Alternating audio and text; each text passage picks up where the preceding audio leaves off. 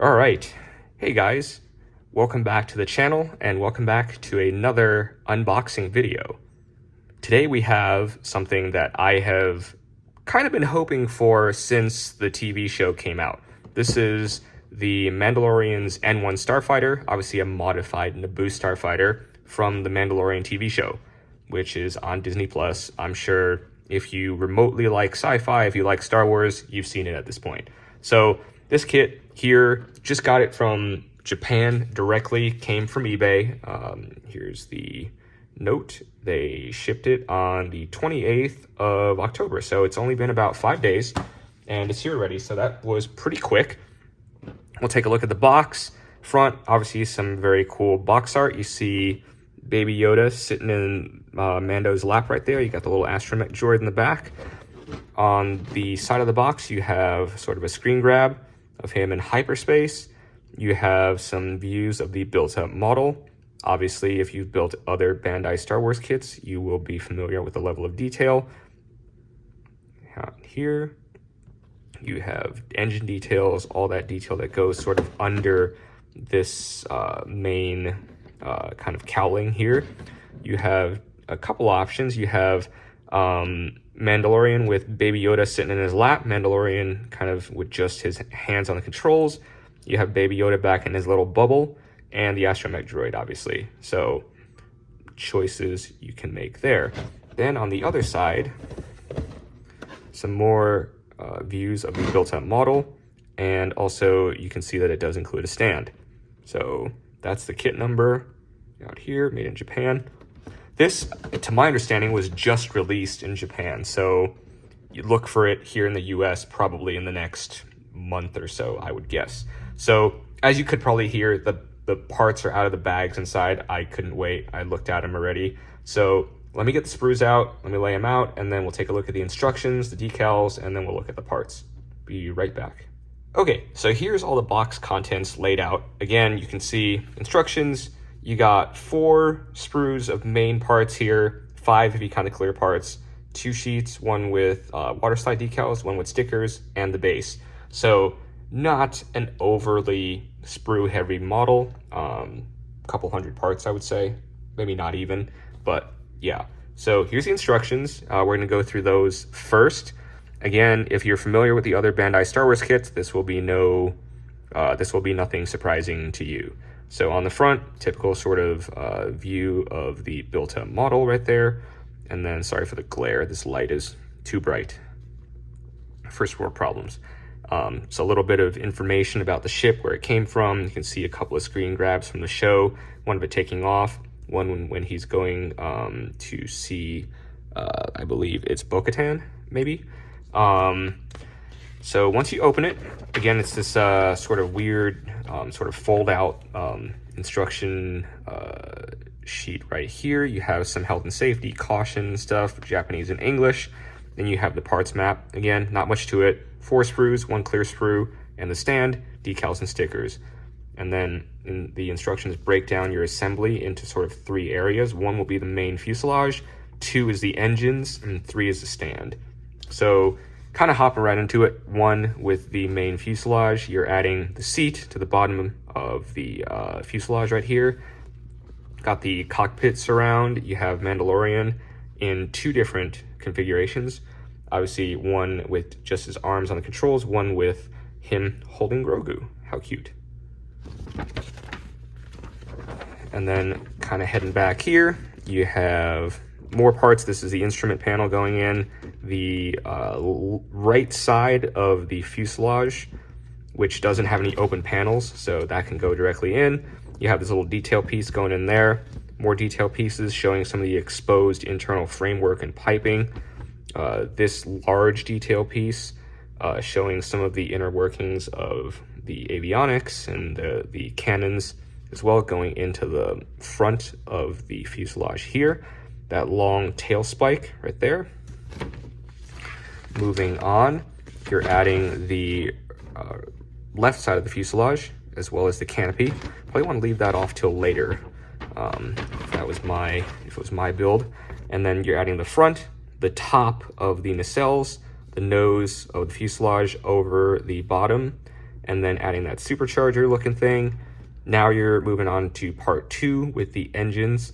So you have top and bottom halves with the engines, this sort of exhaust piece that locks them together. If you're familiar with Bandai kits, this will essentially be almost as good as glue. You will have very little play in the parts, and you'll have a very hard time getting them apart if you're only test fitting. Ask me how I know.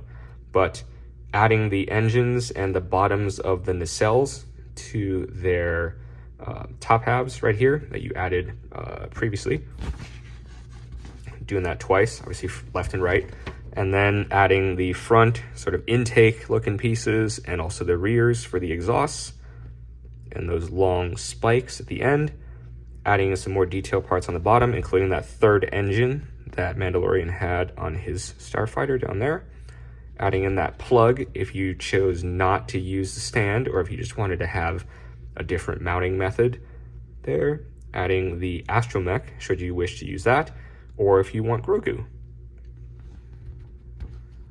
And then back here, adding the guns, and that's your build finished. Part 3 obviously is a stand. Straightforward again if you've built other Star Wars kits from Bandai. Again, you can swap it back and forth. If you want to take that little plug out, use the stand, and you can store that little plug right under it so you don't lose it. And then now, looking at the paint guide, color scheme is pretty straightforward. Obviously, you can go a little bit more to town with different shades of metal painting, but overall silver, have a little bit of shading with gunmetal, smoke, and maybe like dark aluminum down there. A little bit of paint guide for Mandalorian and Grogu. Obviously, you could use the show as well. Good excuse to rewatch.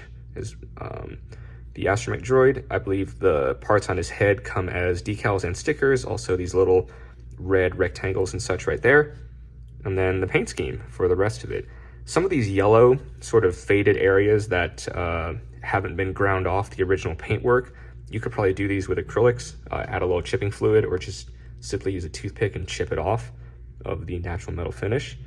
But different views there showing some of the details for the different piping and stuff that you could pick out with a brush, most likely. Some of that sort of metal effect on the third engine at the bottom there. And then there is your color guide.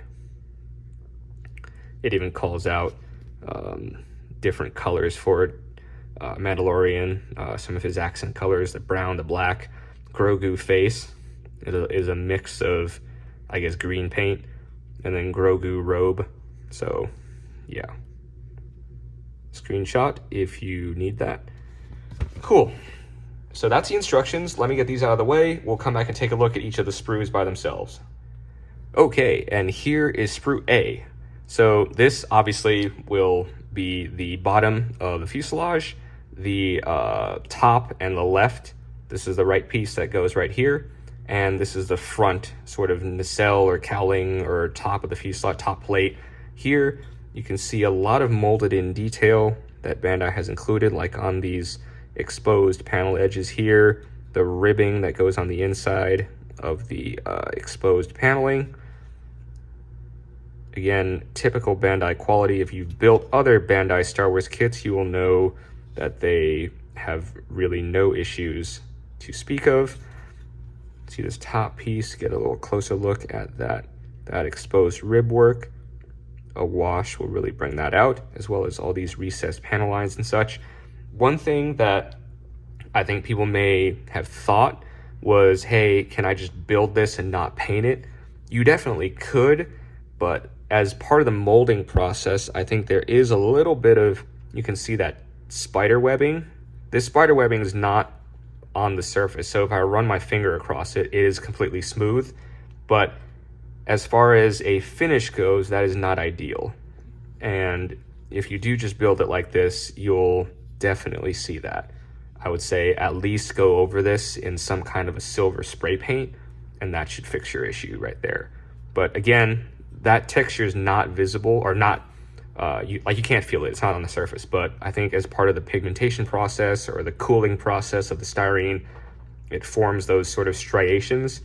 And while not great if you're planning to build this without painting it, it doesn't really affect your build if you do plan on painting it. So not an issue. Again, you can see it down here, you can see it there.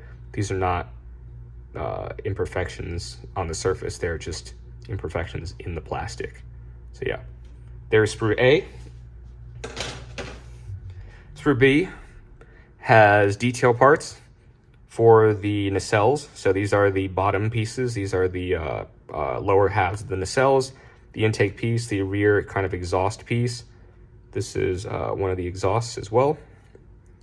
These are those spikes that go on the rears of the nacelles. Very nicely molded. Be really careful trimming that and cleaning that up. And then here's that third engine that goes on the bottom. Very clean, sharp details there, as to be expected from Bandai. You can see the molding on that. You can see the Mandalorian from the back. His molded gear, all his straps and slings and all his utility such. Then from the front, catch him in the light, got his helmet on, paint job and a wash will definitely bring that out. This is the one that goes with Grogu, so if you choose to have Grogu sitting in his lap, there is a spot molded in for him to click onto Mando's chest right there. That's sprue B. Now we have sprue C1 right here. This is some of the internal details of the fuselage. So you have, or some of the internal details of the engine as well down here. You have Grogu at the top here. You have Grogu, I think, sitting in Mando's lap Grogu, and also standing in a little dome Grogu. So you can kind of catch his details right there. Very nice molding, no flash. A proper paint job and a wash on that will pick him right out. That's the instrument panel right there. Some nice sharp details on that. Trying to catch that in the light for you. 2 scopes, as well as the various switchology. Some of the details there. I'll just do a quick run around. I don't know what a lot of the stuff, the formal terms for them are, but everything as typical Bandai quality is nicely molded, no flash, very sharp.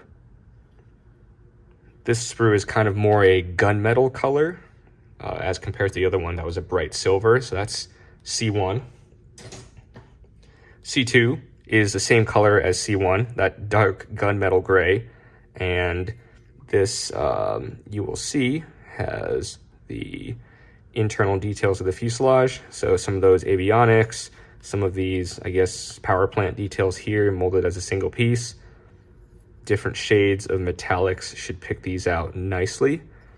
There is more details for the engines right there. Again, very sharp detail. Get some metallizers on that, some burnt metal effects, burnt metal colors, and a wash, and that will look incredible. Always surprises me how much detail Bandai packs into these, what are essentially snap fit toys, but they build into great models if you spend a little bit more time painting and finishing them. So that's sprue C2. Last but not least is sprue D, is the canopy and the dome. So again, 2 clear pieces in the kit, typical Bandai quality, very, very clear. Not one bit of distortion that you can see my fingers through that, or my hand down there on the dome as well. Very clean all the way around. No complaints whatsoever. And last but not least, these are the decals and stickers. So obviously the same markings on both. The stickers in Bandai kits are quite good for stickers, but they are still stickers. So they do have trouble going over recessed details on complex curves. I would recommend paint or using the decals, especially for something like the astromech's head right there. These yellow areas, you could totally use these as your guides to paint a little bit of acrylic on and chip it off with a toothpick or chipping fluid, but decals definitely look adequate for that. So yeah, that's everything else here. I'm gonna clean up these sprues on the side here, and we'll be right back. And one thing I did forget to go over was the stand. Not that there's much to really talk about. This is, I'm guessing SWB is Star Wars base in Star Wars Bandai lingo, but this is the base. This is the little arm, and then you get these two pieces that lock into each other. This one plugs into the actual ship. This end plugs into the arm, and that's it. Not much to talk about here. This is where you can store the little fuselage plug that covers the hole on the model, and not much to talk about there. So yeah, that's the new Bandai Mandalorian 1/48 scale N-1 Starfighter.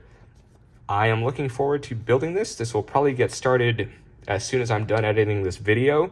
And I'm already thinking about whether or not I potentially want to put it maybe in an in-flight display with this guy here. So we shall see. But this is something that I've had sort of started and is sitting off to the side here for a while. But been trying to think of something cool to do with it. And this one should be able to sit nicely next to it and replicate the scene when Mandalorian is in orbit testing his ship and the two X-Wings come to check out what he's doing and he speeds off. So that might be a fun display to do. But yeah, if you have any questions about this kit, please drop them in the comments below. Other than that, thanks for watching, and I will see you guys in the next video. Peace out.